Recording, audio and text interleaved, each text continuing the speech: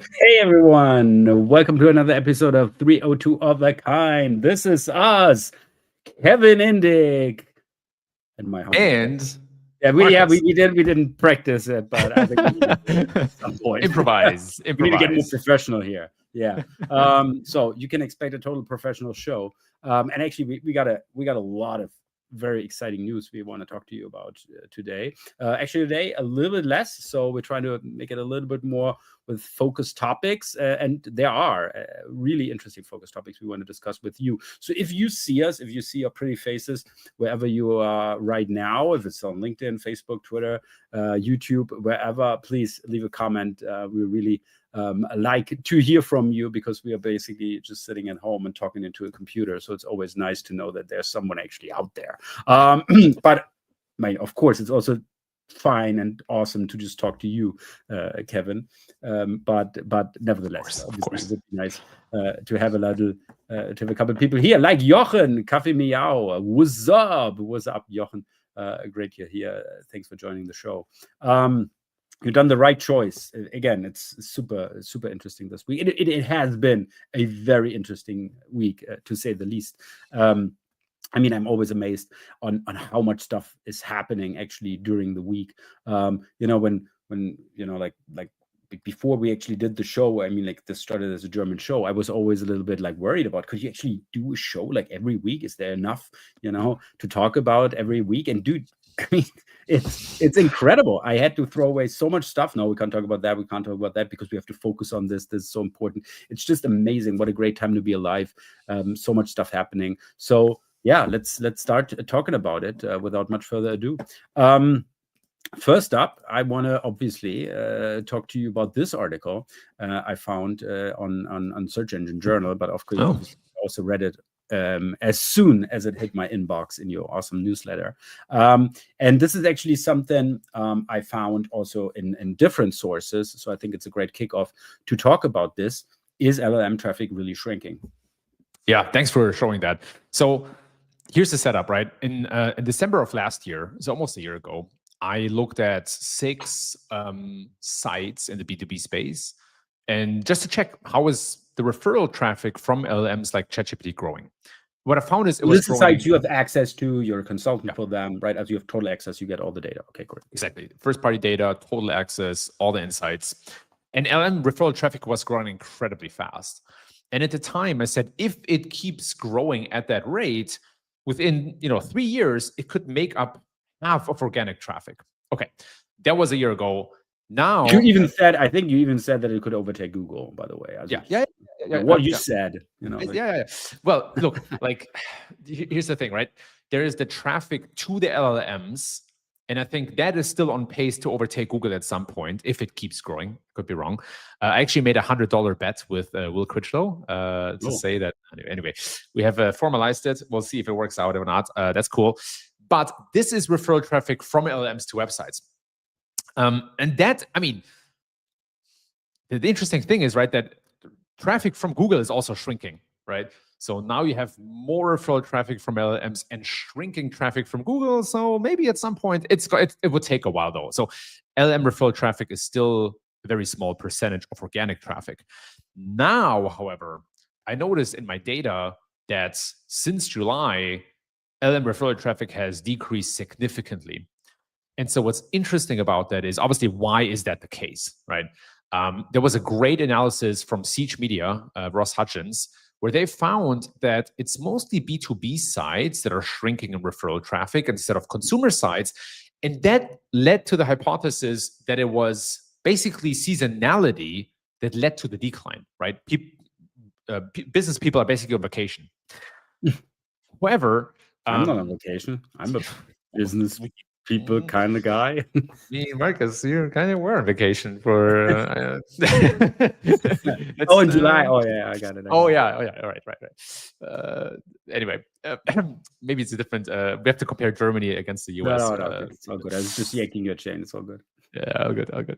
But it turns out, when I look at this data, there's more happening than just seasonality. I think seasonality could play a role, but this drop from July has not recovered fully yet, right? We're seeing a slight return of the trend, but it's not near where it used to be. And so what I found is the next logical conclusion is that when ChatGPT 5 launched on August 7th, that came with a so-called router.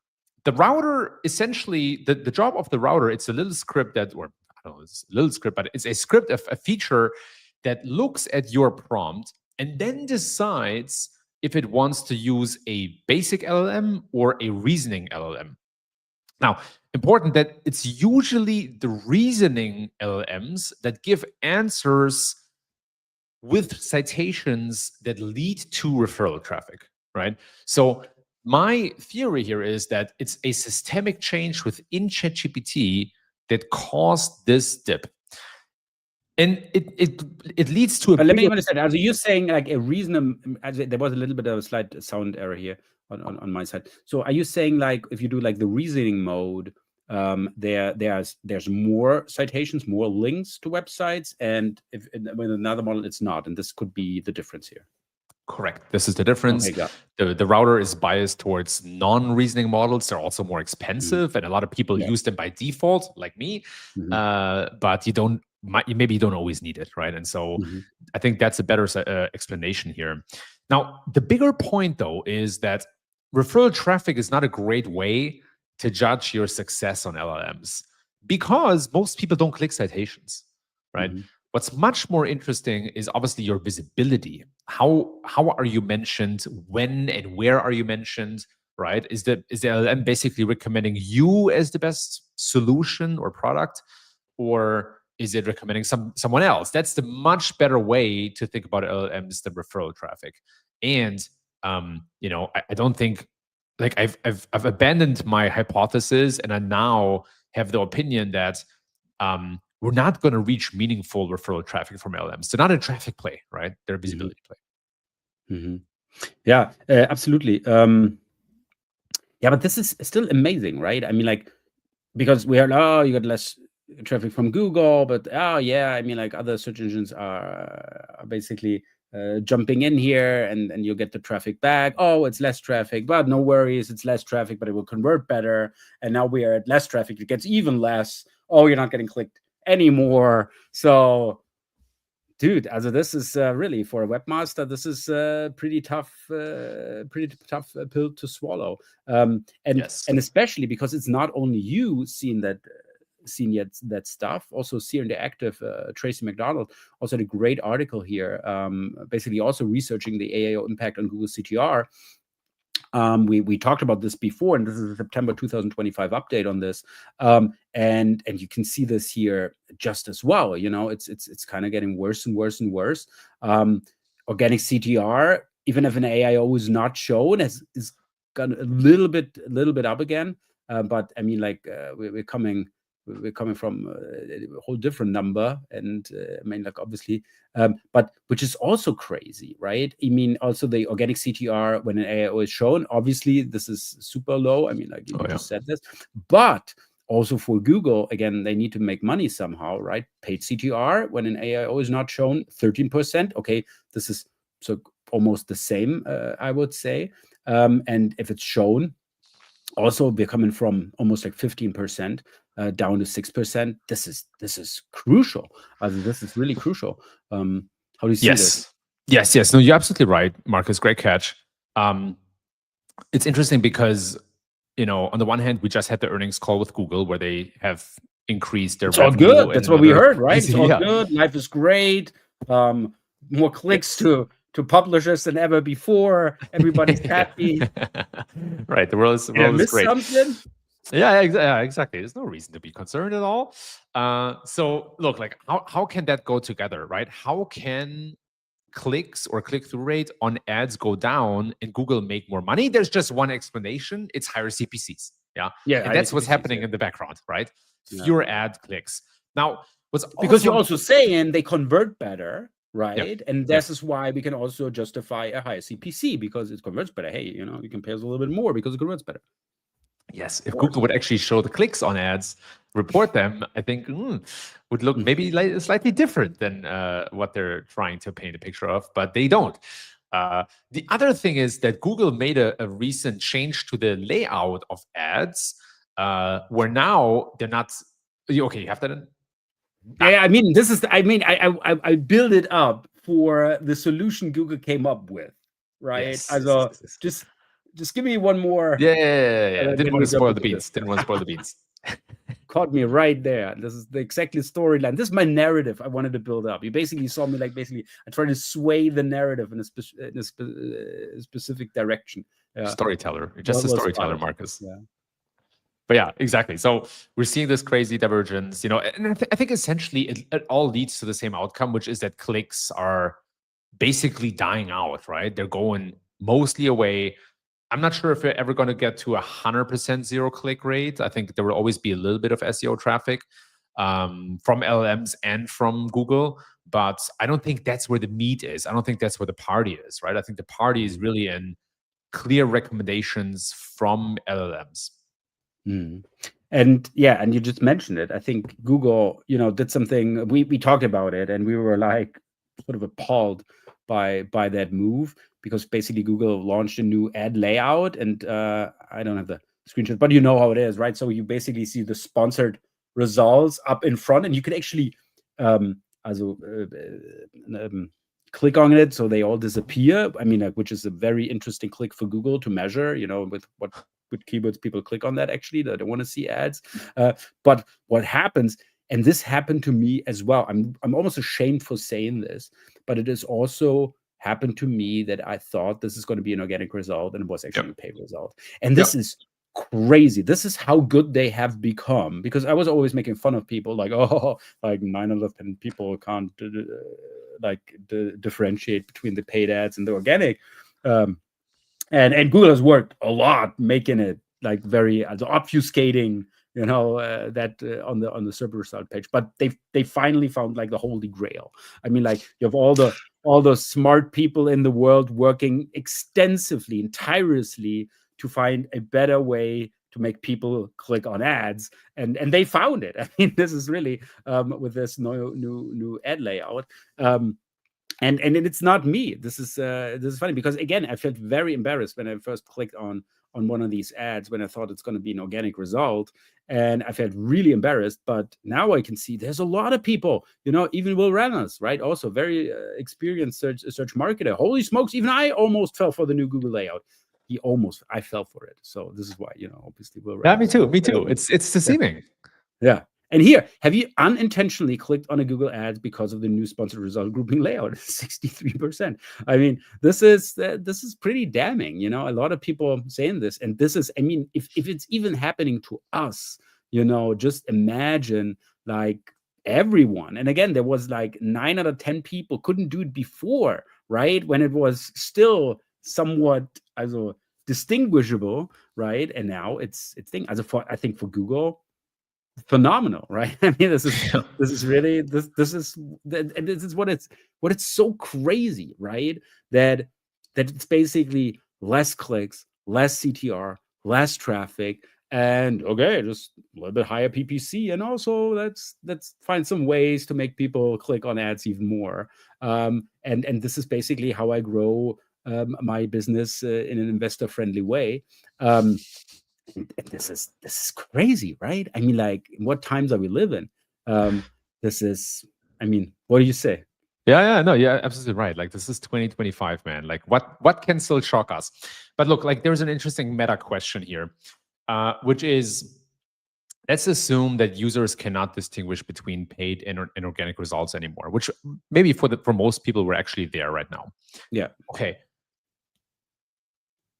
What is the quality of experience when people accidentally click on paid search results, right? At the end of the day, if Google sends noisy clicks on paid search results, they're basically just burning money for the advertisers, right?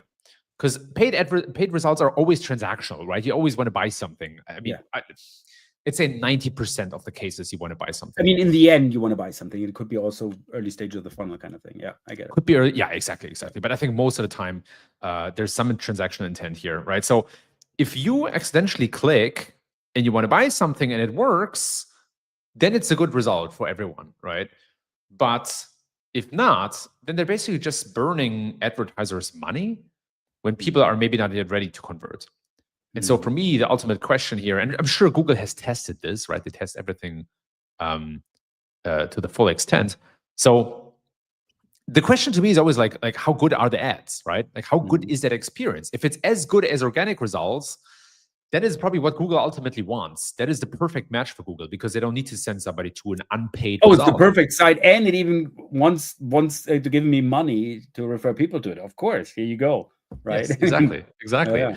And if that's the case, then why should we still bother with SEO? You know what I mean?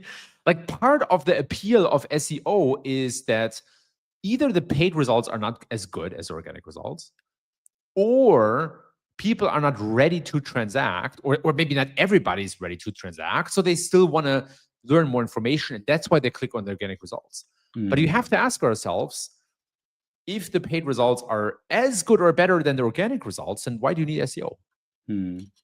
Yeah, it sounds a little bit like 20, 25 years ago, paid inclusion. Yeah, great business model. Didn't work out that well. Yeah, but I could totally see that people are, I mean, like now they pay a little bit more and they will be a little bit more like as controlling the results even a little bit more. Now they're paying more, and now we're still getting clicks, but conversion rate is going down. I think people would adjust their budgets, their bids again, and obviously Google would be hurting basically. Also my question is Google now basically front loading this? I mean, like they make a shit ton more money by people mistakenly clicking on this page. I mean, seriously, this has happened more than the last sub layout, right?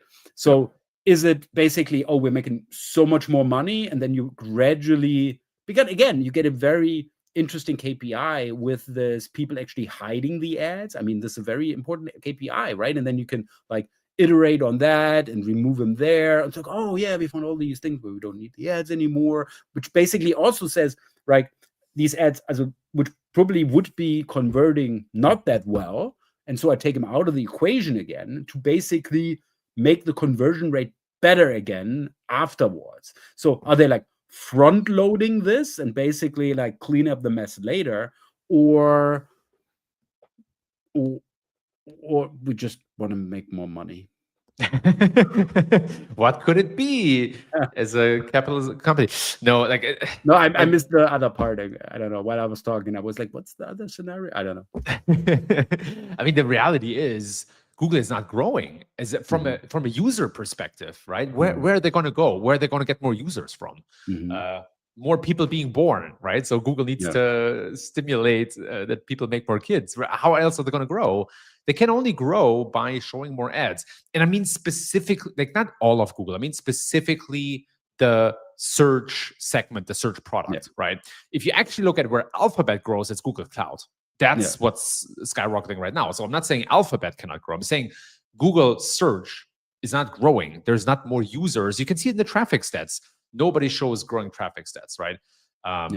So anyway, I think it's like, unless they find other ways to keep growing, they're going to show more ads, and they're going to highlight the ads less and less, so people click more on them. That's the harsh reality. Crazy. Also, that's getting a little bit of a doomsday scenario here. So I'm saying we're going to be okay, Marcus. I think you and I were just going to become PPC marketers. That's no the future.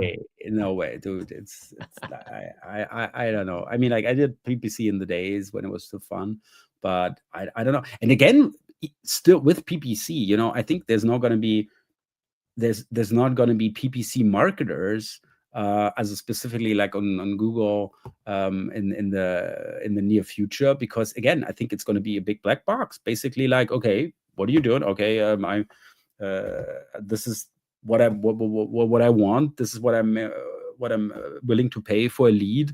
This is my budget. Here you go, right? And then I just get the amount of leads for that specific budget, and I was able to choke up.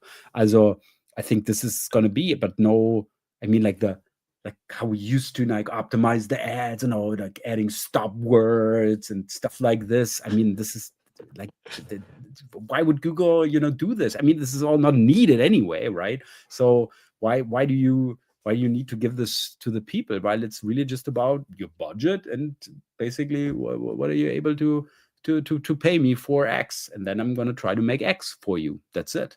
Also, I think becoming a PPC marketer is like, I don't know, like I'll dig in your own grave. I would say. So I stick with SEO. I don't know. I think it's got a little bit more mileage left than the PPC folks. But I mean, like, obviously I get some hate from the PPC folks now, but please prove me wrong. Also, or jump in with your opinion. Also, I'm more than happy to hear that. But it's crazy. Also, this is all doesn't sound very good. So let's talk about something lighter, I think, a little bit more joyful, because there was this amazing article here, which it's awesome. I love this. ChatGPT scrapes Google and leaks prompts. And by the way, this is another thing about what we're talking about here, that it's obviously also a lot more bots searching, like surfing the web, right? It's not only users surfing the web. And I also think that this also has an implication on these horribly bad CTRs, because in this whole mass of surfing computers, basically, it's maybe only like 1/3 human anymore, 2/3 bots, which obviously don't click. So it's basically like the CTR would be higher if you would discount all the bots out of that traffic. I think that could have. Do you think that's a viable theory?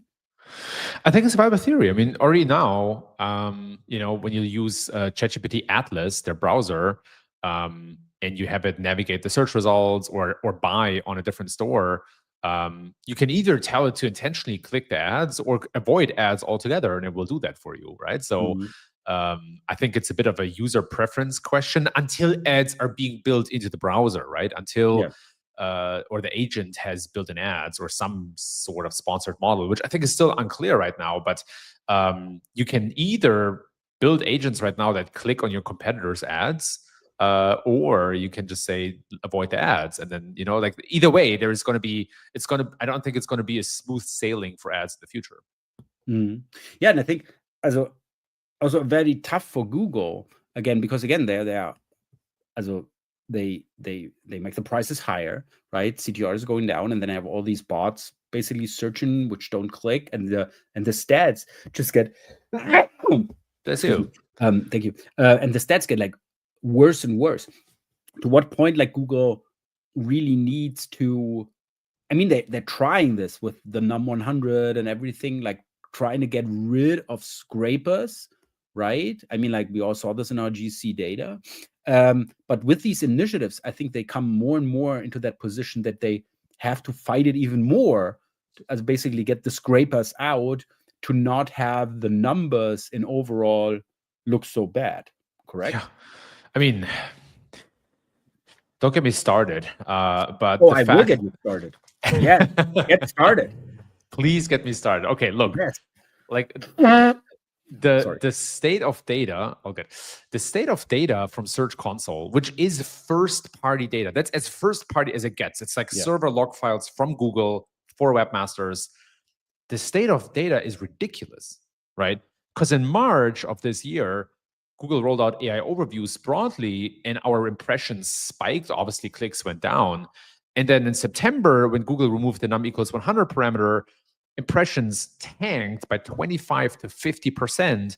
Obviously, position went up. Means all the historic data is, you can forget about it. How are you going to compare year over year, right? And so it's just very hard to make decisions or forecasts right now, or projections based on traffic and impressions anymore. And so, like, what else can you use?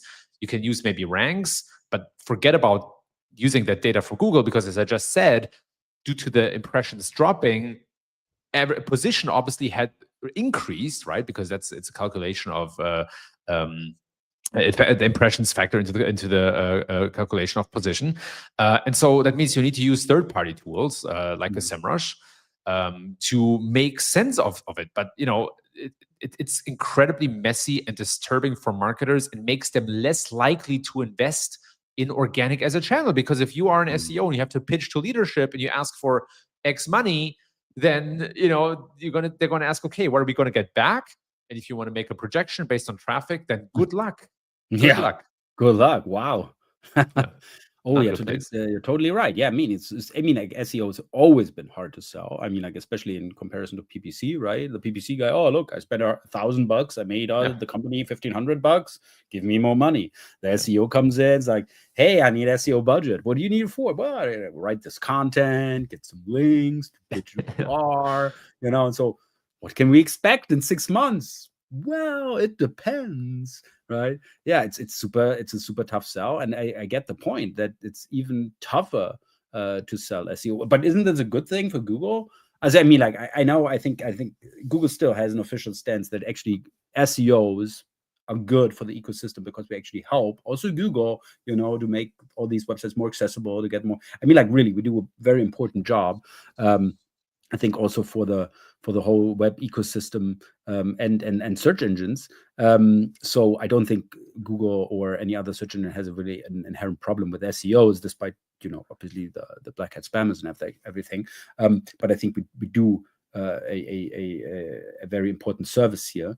But in the end, this could also be good for Google because people are not doing SEO that much anymore, don't invest in it, and maybe even say, I don't think organic search is a viable traffic channel.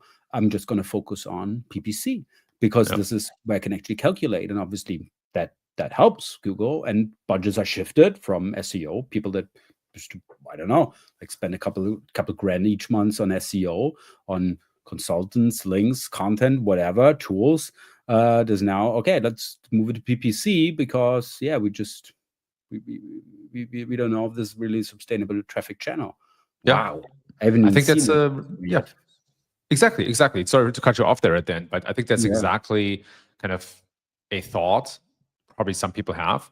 And so the question is a little bit in like, what still moves the needle, right? Like what alternatives you have. But I recently looked at some Gartner data where they asked, I think it was 270 CMOs about their budgets.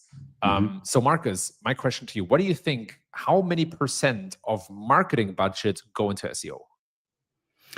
How many % of marketing budgets go into SEO? 7%. That's actually pretty good. It's 8.9. Wow. Oh, wow. Really? Holy shit.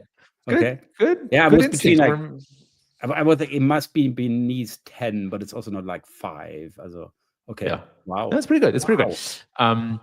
But paid search, 13.9%. And if you could, if you think about how much of those 13.9% go on brand bidding, I don't know the stats, but I would not be surprised if it's more than 50%. Then that tells me that companies could, probably more. I know I don't know if I can say this, but at some companies I worked at, it was definitely more. That means companies are, I think, losing a lot of money on paid search. But it also means what we talked about earlier is like how much of that paid search spend props up Google's earnings numbers, right? So on the one hand, they're showing more ads or making ads harder to distinguish from organic results. But man, how much of that is driven from companies just bidding on their brands, maybe if they don't always have to? But yeah, it's so funny, right? It's this old saying that it's like half of the marketing budget is not spent wisely, but I don't know which half. I think Google is in a great position that they basically, as everybody accepts that, right? Yeah. It's sort of like a tax I pay, the not knowing tax I have to pay, that it's even more expensive because I just don't know if it makes any sense. But people are primed because, as you say, where else can I get it? That's it. Where else can I go and say like, hey, this guy searches something, send them to me, right? And especially at scale, right? So I think, Google is in a very prime position here. And if you talk about these numbers, right? I mean, like just it's 8%, let's say like 4%, you know, going back from SEO, going on the PPC bucket, that's a lot. That's a couple billion probably if you scale it up to the whole ecosystem.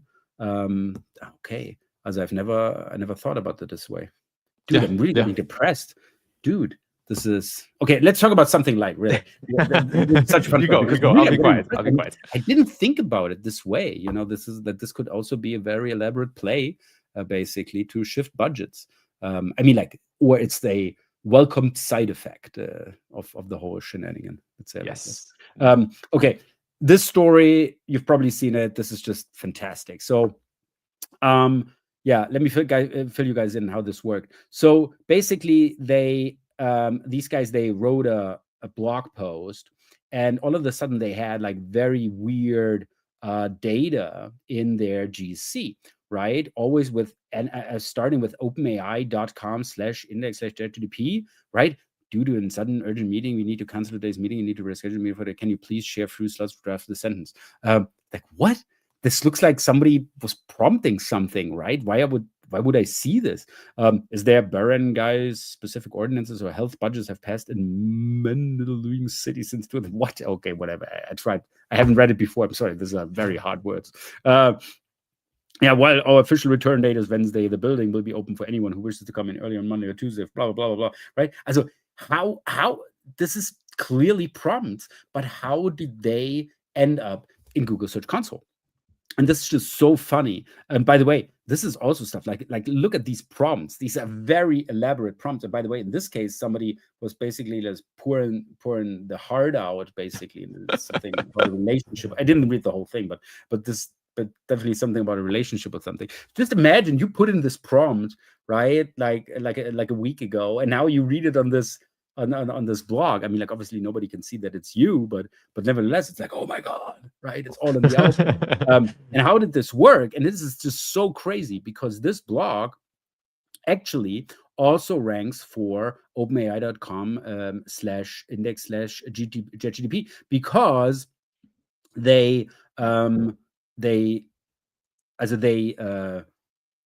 rank for it.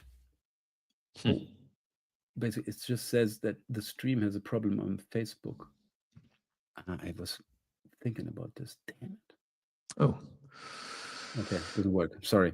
Yeah, I was wondering because nobody was watching from Facebook. I think there's a problem with Facebook. Okay, so whatever. So they were ranking basically for that phrase, right? As for that navigational query, openai.com/index/ChatGPT. And if somebody was doing it over the Atlas browser, it would basically extend it to that URL. Also the prompt would be extended to that URL. So so you see it right here, right? And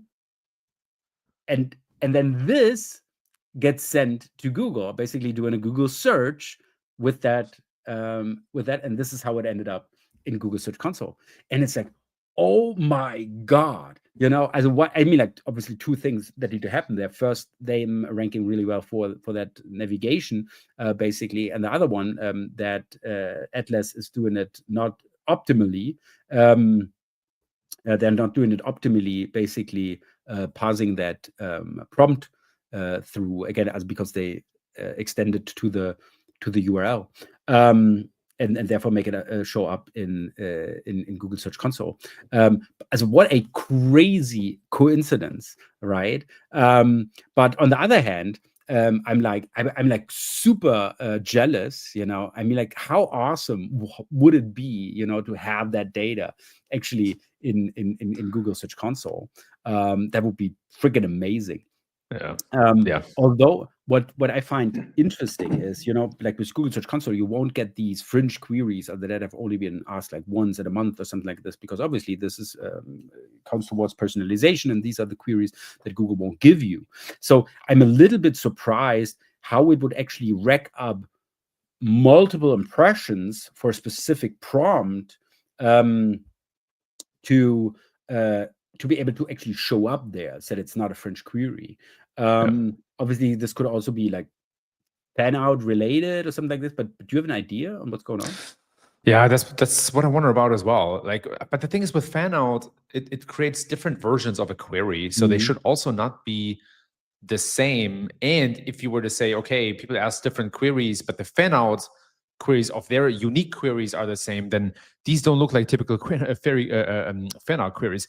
But it goes back to what I said earlier, which is that the data is a mess, right? Like Google does not do a great, thanks for giving us the data. And at the same time, can you please filter it in a way that it makes sense? The fact that Google did not filter out scrapers from Search Console data, I like in my mind, that should cause such a wave of mistrust and coverage in media, right? It's basically the most successful company in history sends out data that is complete garbage. Like, shouldn't that cause some outrage?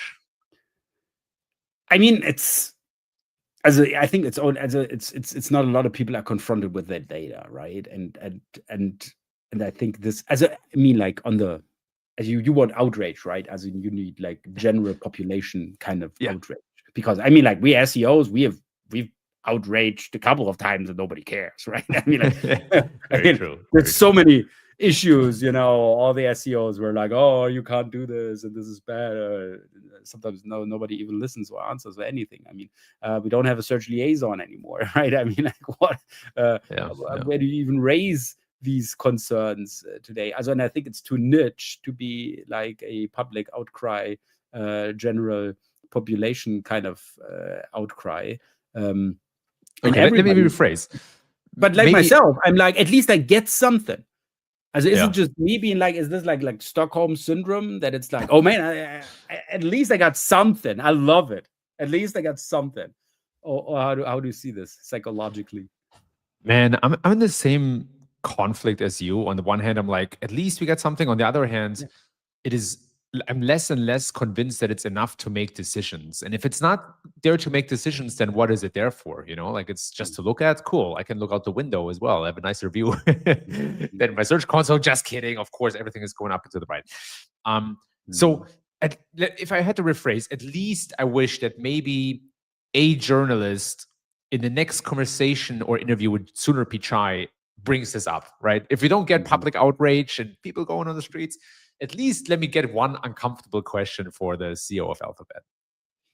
Yeah, although he will be like, yeah, this is a very interesting challenge we're working on. And we're gonna blah, blah, blah, blah. Yeah, we take this very seriously. It's a real concern. This is a major concern. We definitely have to find this out. We got to do the right thing here. And Google is the only company sending traffic. Come on. I don't need the answer to be asked, the question to be asked to know the answer. By the way, hi Rüdiger, just joining for a moment from my mobile. Good Friday, everyone. Good Friday, Rüdiger. Great you're here. And also Thorsten. Moin, Thorsten. Great you're joining us. From Frankfurt, I guess, actually around where you're living right now. Ahoshima, Gurde. So I was just doing Hessisch. Yeah. Hey, it's hard. I live in Hesse now, and I can't do it. Ja. Sitzt der Wemsche auf dem Temsche, mit dem Schemsche und dem Emsche, kommt der Wünsche, bläst das Wemsche mit dem Schemsche und vom Emsche vom Temsche. Geil. Sorry for speaking Hesse. Random knowledge. Yeah, random knowledge. I'm actually born in Hessen, so this is why this. You are? Yeah, I didn't know that. I'm born in Darmstadt. So. In Darmstadt auch noch. Oh my God. Okay. So sorry for you guys. Okay, let's talk about something more. And this is super interesting because something inside ChatGPT is actually happening right now. I have 3 articles here. So the first is like ChatGPT boosts brand mention as Google AI modes narrows focus. So there's like a general report on what's happening. So, Reddit in particular stood out, dropped sharply, especially in ChatGPT results. ChatGPT mentioned about 12% more brands in September, then dropped back in October, suggesting it's experimenting with answers, blah, blah, blah. So there's like all these different stats. Then I had this article from Josh from Profound, And he writes, which I love, because he writes about the entity update. Also he was actually the first one to basically dub an update at ChatGPT. I mean, do you remember back in the days how these Google updates would actually be named in the Webmaster World forums, right? So it wasn't even Google, it was in the Webmaster World forums. Basically, they were coined with a specific name, like 2003 Florida, or something like this. But this changed, obviously, with, I think, with Panda, with, I think, where Google was like really going into the initiative and naming them themselves. And so I love this, that, also, however I feel about this, but that Josh like goes forward and said, this is an update, right? And he calls it the entity update at ChatGPT. So I love the initiative of actually coining this an update, while we don't know if this has really been an update. So what he saw is the average number of brand mentions per response dropped from 6 to 3.5, okay, also about a half. At the same time, average brand visibility fell, and also the competitive gap between first and 10th compressed by 23%. So as basically, this is why he calls it the entity update. As something must have happened. And I saw this line, it was like, first of all, again, awesome. I love it that he basically like coins an update here. But again, I was like very, like a little bit held back, because I mean, like with all of this stuff, especially with OpenAI, what they're doing, it's like very volatile right now, right? It's very volatile. It's happening so much stuff. They're experimenting so much, and obviously, while also this company might see a major chunk on what people are asking, yeah, even if it's just synthetic queries or prompts, right? There's still also a whole other world basically of prompts that they don't see, right? And so obviously this could be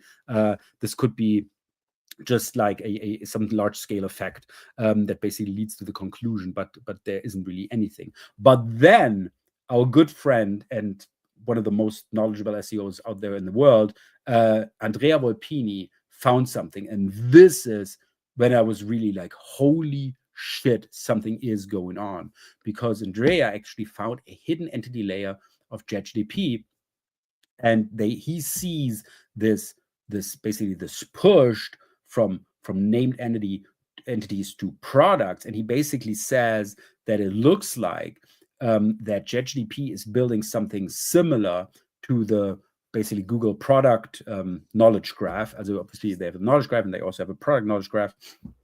And we have highlighted this as one of the competitive advantages Google has, with over, I think, was 2 billion product info being updated through Merchant Center, something which ChatGPT doesn't have. And as a fact, they didn't even have that entity recognition that you would have a specific product, and they could pinpoint it to this. This is this product. They weren't able to do this yet. And Andrea is basically saying that this is what has happened here. Basically, Google ChatGPT has reworked some of the inner workings, basically trying to add this entity layer to their whole system. And the article is crazy. I can only recommend it to everyone to read it, and how he actually found that out, and what he was able to distill here. But when you saw this, again, this was like the story that I saw, right? I mean, there's something happening. I saw this was the update, but then it was this, and he actually shared it in our G50 WhatsApp group. Right? This was the first contact point with this, and I was like, holy shit, what a great great thing from Andrea to find this out. What was your first impression when you read that? Yeah, shout out to Andrea. I just spoke to him today, working on a project together, and I mean, he's one of the smartest minds about the inner workings of AI and LLMs. Period. And what's interesting about this one is that we know that LLMs are probabilistic, right? So they're not a database, but instead they're sort of a lot of neural nets that work together to define the next word or token or letter in a sequence, okay? That comes with certain problems, like hallucinations, and you can say it's a feature, but mostly it's probably a problem in our case. And so they use regular search from Bing or from Google to ground their answers, right? It's a database. that is basically setting boundaries for the answer to make sure it's correct and accurate. So it's sort of a hybrid database, right? Entities, on the other hand, are a database. And so what this means, I think not a lot of people are talking about this, but what it means is that we now have and it had to do it eventually, right? But we have a pairing between a probabilistic model, or probably many models, and an actual database of products. And so that is a new approach to them giving answers, right? And I think that's why you're absolutely correct. This is a big deal. This is worth probably the name of an update. And I like how we're coming full circle back to Google and SEO. But this is a new approach in e-commerce, which on the one hand makes results more reliable. That's why they had to do it. It was always clear to me, and probably a lot of other people, that if they wanted to give specific product answers in ChatGPT, they needed a database to pull these answers from. But now, of course, the question is, are you in that database or not? And how do you find it out? If you're not, how do you get in? And it also means that the e-commerce experience, similar to Google, is different on ChatGPT than, say, the experience for SaaS or for, recipes or some other topics. By the way, Rüdiger, has a good question. I was like thinking about this. Can't ChatGPT not understand G10 for unique product identification? Because this is one of the points. It's not the G10. Let me find that point here. But what do you say? Why do it like this? Why basically copy Google? Yeah, here. Product IDs are 18 to 20 digit numeric codes matching Google shopping catalog IDs, not GTINs. And so why do you think they do it exactly like Google? It's like the best practice. So I think Google also did it a specific way. I mean, like, obviously you can have different products as that are, but again, what do you say? No, I think you're on the right track there. I think it's a design choice, right? The G10 is just an identifier of a product, but you still need to understand what that product does and means and what it looks like, and maybe even availability and all that kind of stuff, right? So I think there is the whole, in this construct that I built earlier, right? There's a hybrid from search, there's the LLM, which is probabilistic, then there's the entity database, which is deterministic, and then you have the feed side of things, right? What are merchants uploading into ChatGPT? That's where G10s make a lot of sense, but you still need the connection between the G10, which is an identifier, and the entity, which is basically what is this thing, right? What is this random number that the merchant uploads here? So you basically don't start, if I understand this correctly, from a G10 and then basically build out the classification. You build up a classification and then you put the GTNs in there. Okay, correct. Because when somebody when somebody sends a prompt, the LLM still needs to make sense of the prompt, and that's where the entities come in, right? The GTN dissects the prompt and then might maybe find some entities and can connect those entities then back to G10s. Crazy. Matching with the intent might be the reason. I think it makes a lot of sense. Yeah, definitely. So this is really, really crazy. And again, I like how that he would find that out, right? I mean, like, this is so crazy that Andreas found this out. And I love this. And I mean, like, we're definitely going to watch that space. What is going to happen there? What ChatGPT is basically building with this new architecture. But this is again, super, super interesting from last week. Okay. I got some more things, 4 more things. Actually, it's about what you can actually do as a company. I mean, like, as SEOs, we got to talk about, what can we do? And I think I found 2 very interesting things. Here's Rodrigo Stockebrand, a great guy, by the way. And he actually, this is according to Ahrefs, they found the most cited page by LLMs on the web today. Have you seen this? Do you know what it is? I have not seen it yet, no. What would you think? Because it's linked in URL, right? It's a jump link. Because I was also don't read what it is, but what do you think? What page this could be? The most cited LLM page. So I've looked into this myself. What I found was Wikipedia pages about a certain topic. I don't remember it was a definition or something, but some very popular topic from Wikipedia. Okay. No, it's not. It is actually Grammarly, 185 happy birthday wishes and messages in English. And And he basically goes, I was also really, I mean, like, does Google need that, right? Also this, like, everything that's in here, Google should be, or also ChatGPT, they should be able to do that themselves, Right. but yeah, I mean, but what you can say, it's very well structured, right? I mean, like, great table content here, and then birthday wishes for family members, for coworkers or managers, belated birthday wishes, birthday quotes to use in messages. Also, it's so well, so well structured. And I think this is what everybody can take away from it. Like we always say, great structure, being able to really extract clearly and quickly and cleanly what you need, and you are very sure what it is, right? Because it's so well structured. But nevertheless, I was like, regarding the content, I was like, very really, but apparently that's actually the case. Yeah, I found some more things here. Lexical simplicity, also it's very simple, not overly complicated. Redundancy for reinforcement, also again, what we just had, also each category restates the core phrase, basically what we are looking for, also on a high level, what somebody is looking for. Then hierarchical cleanliness, also the structure is just awesome. Ontological breadth, it covers everyone: friends, family, coworkers, romantic partners, neighbors, children. And this is, again, what I'm always saying to customers as well when we're going on to this AIO optimization voyage. I always say, like, we got to have multi-intent, multi-local experiences, also not like this broad global messaging, but multi-intent, and this is exactly what's happening here. And this is, I think, why it's a great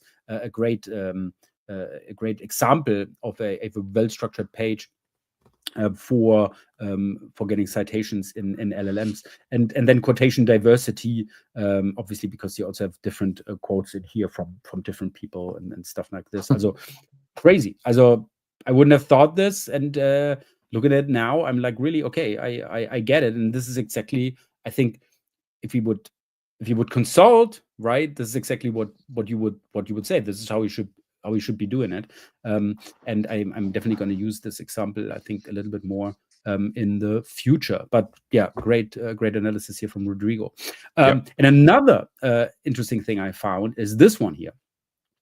Casey Hill writes, Super is the only company I know of doing this. So what they're doing, I can actually show it to you. Super, what was it called? It's Super Software Inc. AI for property management. So, and they have these links down here, and they all go to the respective LLM search engines. And it's always like, as a property manager, I want to know what makes, okay, I can read it very poorly here. So let me read it here. As a property manager, I want to know what makes Super the best way to handle our phone lines and stop missing calls, and why an AI receptionist could be a fit for my business. Summarize the highlights from Super's websites. Bam! Yeah. I mean, like, this is obviously not the silver bullet, right? Like, oh, this is what you do. But I think the idea is pretty smart in itself. Yeah. I remember, back in the days, Google, people were linking to Google, with their, with their brand and stuff like this to artificially increase like brand searches or whatever kind of things. And, or, I mean, like, I remember 20 years ago when they were saying, like, oh, when you link out to Google, you're going to rank better because, like, this the link out to Google, that helps, whatever. As I saw this, and at first I thought, like, oh, this is the same, shenanigans again. But now with LLM, but I love how smart this is, because basically it's sort of also like a trust booster in a sense, that it's also like an external opinion coming from the LLM. When people are trusting these LLMs, you work a lot with an LLM, you're trusting it, and then basically, I look on the website, but now this is basically the LLM evaluating it for me, and maybe I will have a little bit more trust. And also, I have that specific, because they know this is my core target group, right, is property managers, and especially those that want to know the best way to handle their phone lines and stop missing calls, and maybe want to start an AI receptionist, and basically give that question most of the people have when they visit Super's website, and you just give them that question that they have to basically just ask it, right? And so I think this is really a great way. Again, you can't say that this really makes any sense or has any like really impact short term, midterm, long term, whatever. Yeah, we can't say this, but I somehow think this is a smart way to work with these LLM search engines. What do you think about this technique? No, I very much agree. Like, I don't know how well this specifically works, but the principle is smart, right? The principle to say, let's have a button that does certain things in an LLM is smart because it trains the LLM's personalization memory to go back to your site, right? So I think that's the key here, is the memory, is to get into the memory. There's a client, let's see, can I name them? Yes. Yes. Okay. So there's a client that I work with. They're called Glean. Glean is a enterprise AI search company, and on their blog, they're doing something really interesting, which is that they use their own agent. Yeah, if you go to Glean, it's GLEAN. EAN. Yes, Glean. There we go. And boom, it's the ad. Ha! Got you again, man. You clicked on the no! ad. No way! This is good, crazy. Damn them! They caught me again. Google. I just clicked on the ad. They just cost my client probably $2 or something. 8. All good. So that's them. If you go to their blog, let's just see if you can find a random article. Must be under resources. Yeah. Exactly. And then let's see what we find. Yeah. So you see that. Yeah. Ooh. The AI summary. That's Oh, that's good. Is really good. And it comes, the thing is, it comes from their own agents. Do they have to burn tokens doing this right live? I mean, like, you can cache this, or do they just do it like this, that it looks as it is just generated? No, it's real.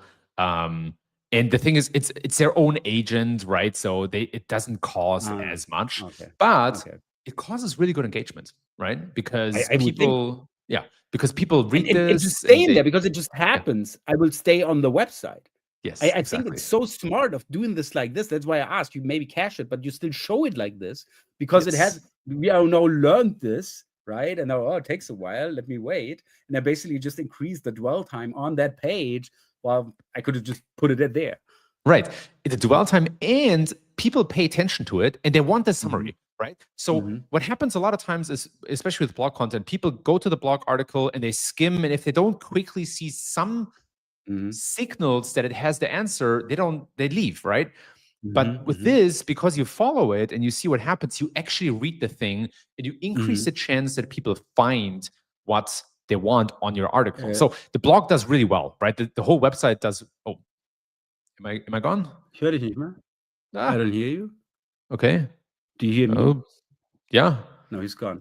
Do you hear me? I don't hear you. I can hear you. Yeah, I can hear you. Okay, sign language. It's all okay. What the hell? What the hell? Okay, you say, I don't know. I can't. What's going on, man? Okay. I don't know. Okay. How's it? Is it better? I can't hear you. Okay, Kevin. I can't hear Kevin anymore. What's going on? Maybe jump out and jump one more time in. I will just do the last news. Okay. Because there was something else. There was this interview with, again, Robbie Stein. And the only thing I wanted to highlight here was because he was talking about PR for AI. And he was saying, like, if you're a business and you're mentioned in top business lists or from a public article that lots of people end up finding, those kinds of things become useful for the AI to find. Do I hear now? I don't know. Do you hear me, Kevin? Shit. Okay, I can't hear Kevin. I don't know what happened. No, I can't hear you. Okay, let me wrap it up. I mean, like, we're at 2 minutes anyway. And thank you again. This was awesome. Awesome case study here. And we can hear you both. It's only me that can't. But how did that happen? What the hell? How do you hear him? if I don't hear him? Huh? What? I hear you both. All good here. What? And who's, by the way, who's right account? Who is that? That's us. That's me. Oh, now I hear you. Now you can hear me. Now I hear you again. Oh, What man. is going on? Oh my God. Roy, by the way, hi, Roy. It's great to see you, man. But now we get all the Must be comments, on man. Marcus' side. Now people are I chiming don't in. This is so cool. Now, but we can now tell who's now I hear you again. paying Again, attention. I just have my MacBook speaker. Also, it's the MacBook speaker, and I didn't do anything. Man. But I love that now people are also coming who is listening. Hidden click monkey impressed by a clean text effect. Right on. Okay, whatever. But I thought this in the interview that was so funny because he was basically saying, all these top lists, that's a great tactic. And this is, what we see obviously with the whole PBNs, the whole renaissance of the PBNs being used for all these top lists for the LLMs to ingest. I think not a smart way to mention this in the interview. But last but not least, also one thing he also announced a little bit later was actually that Google AI Mode now started ruling out agentic bookings in labs, and there's like different agents now, and they can book, booking event tickets, beauty and wellness appointments. This is right now in labs, but you can now try these agentic capabilities directly in AI mode. I haven't tried them yet. Have you tried them yet? Have you seen them yet? I mean, we talked about this extensively, that we are, using agents on the customers' websites to do stuff. And I still, I now started doing it, but again, I'm not doing it as much as I should, maybe. Have you played around with these yet? Nothing crazy, man. Like I've done Comet a little bit from Perplexity, but nothing where I would say I made a meaningful or any purchase really, Okay. Yeah, I'm like super. I don't want to give out here. There's my credit card. Just buy X. I'm not making that query. I don't know. I've like maybe with a separate credit card, separate credit card and a small purchase, limited amount. I'm curious, but I don't think they're that good yet. Yeah, totally. I mean, like, just imagine to like, oh yeah, so I'm doing this excursion to Mount Everest, buy me all the stuff I need. Here's my credit card. And you're like, close the laptop, and now I'm on vacation. Something like, no, I'm not going to do that. All right. It's 1 minute past 5. Kevin, thanks so much. Thanks so much for doing this again with me. Thank everyone for being here. Martin, Lothar, Roy, Hans, Rüdiger, Thorsten, Jochen. Yeah, so many people. Thanks so much for joining us live here and discussing this. Thank you, Marcus. Really great job again, as always. Thank you. Again, I should work a little bit on my hearing, apparently. But yes, thank you so much. And yeah, I think without much further ado, we would like to temporarily redirect you from work to the weekend. If you speak German, it would be nice to have you there on Monday. Tägliche Dosis SEO on Monday at 12. On Monday, it will be with Johan von Hülsen again. Johan will be my guest on Monday. And next Friday, obviously, again, 302 of a kind with Kevin. So you don't want to miss this. I think there's going to be, again, so much we have to talk about. So it would be great to see you again next week. We'll be here. Let's see if you are. That's it. A great weekend, everyone. Happy optimizing. Take care. Bye. Keep on waving.